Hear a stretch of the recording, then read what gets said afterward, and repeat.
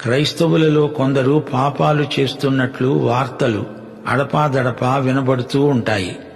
క్రైస్తవుణ్ణి అంటూ క్రీస్తుకు అవిధేయత చూపడమా? అలాంటి మనిషి బ్రతుకే పెద్ద అబద్ధం.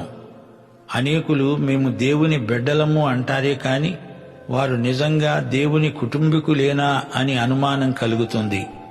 పాపం చెయ్యకూడదు అనే ధర్మసూత్రాన్ని ధర్మశాస్త్రం పదే పదే వల్లిస్తుంది. అయినా కొందరు పాపం చేసి దాన్ని కల్లబుల్లి వేదాంతంతో సమర్థించుకోవాలని చూస్తారు. ఇది మరీ విడ్డూరం. పాపం చేసేవాడు చీకట్లో నడుస్తున్నాడు అనేది నిర్వివాదాంశం. దేవుణ్ణి నీతో చీకట్లో నడిపిస్తావా? దేవుడు చీకట్లో నడవడు, ఆయన వెలుగు. చీకటికి దేవునికి పొత్తు కుదరదు. మనము వెలుగులో నడవాలి, నడిస్తే ధన్యులం.